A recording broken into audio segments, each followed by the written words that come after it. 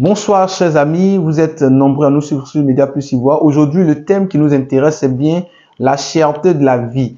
La cherté de la vie parce que on voit un peu partout, surtout dans le panier de la ménagère, c'est compliqué.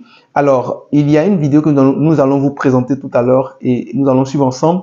Et après, essayer d'analyser aussi les propos du ministre du Commerce, de l'Industrie et de la Promotion des PME, Souleymane Diarra, qui a évoqué cette situation. Il a quand même étalé les raisons qui montrent un peu la cherté de la vie, surtout parlant du vivrier. Bonjour les frères et sœurs, s'il vous plaît, Abidjan, regardez manger un plat de 1000 francs. Voilà, ils avaient tué. Voyez un plat de 1000 francs. Avec ça, comment vous voulez qu'on vive? Comment nous on peut s'en sortir? Un plat de 1000 francs quand même. Il faut qu'on voit, Abidjan, regardez Blakali. 1000 francs. Un plat de 1000 francs pour deux plateaux. Ça fait trop pitié, ça fait trop pitié. Un Blakali au moins c'était ivoirien. Vraiment. Ah, peut-être c'est important, prend ça en Ukraine ou en Russie. Vraiment, je ne sais pas quoi dire. Regardez, pour 1000 francs, je dois déjeuner 1000 francs matin là, un père de famille. Si tu as 5 enfants, ça là, comment tu vas survivre?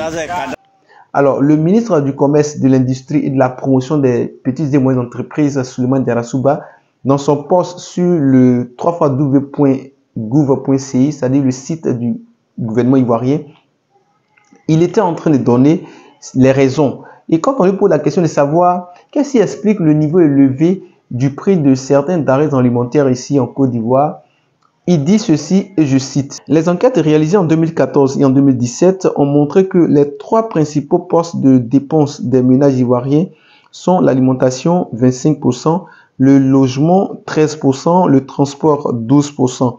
Concernant l'alimentation, le coût élevé des produits vivriers est lié au climat caractérisé par une faible pluviométrie.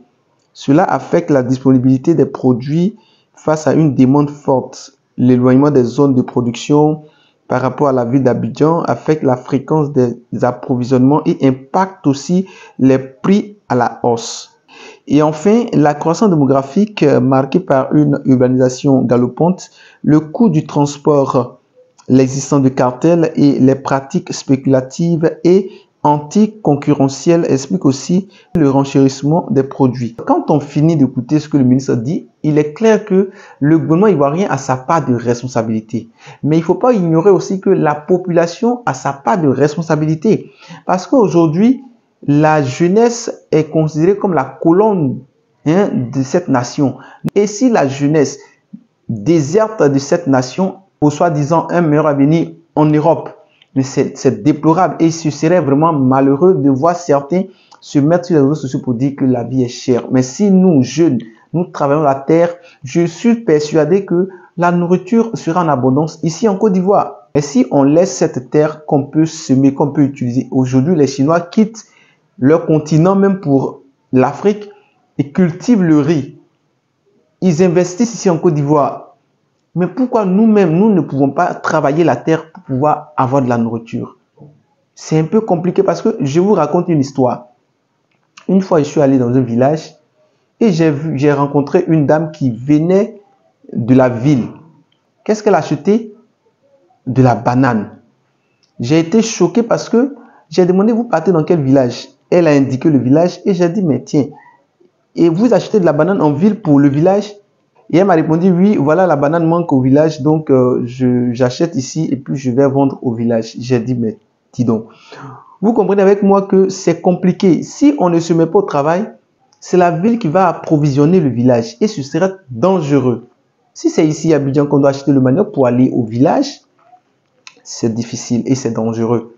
C'est un peu difficile de voir plusieurs passer sur les réseaux sociaux et essayer de dépeindre un peu la situation qui prévaut en Côte d'Ivoire, surtout quand on est jeune et qu'on ne se met pas au travail, on ne travaille pas la terre, on ne cultive rien et on se met sur les réseaux sociaux pour dire que la vie est chère en Côte d'Ivoire. Vous voyez un peu ce que le monsieur a présenté, son repas est petit. Je n'en veux pas au monsieur, mais je n'en veux pas aussi à celle qui a servi parce que chacun cherche à gagner de l'argent. Elle a appris ce qu'elle pouvait pour faire le repas et lui, il vient acheter. Elle ne va pas donner tout de même ses économies. Donc, comprenez qu'il aurait forcément quelque chose pour qu'elle ait du bénéfice. Et donc, je n'en veux à personne, mais c'est nous-mêmes qui devons travailler pour sortir de cette situation. Merci, et puis, vraiment que chacun réfléchisse à cette problématique. Et je pense que la solution serait de travailler la terre pour sortir de cette précarité. Merci.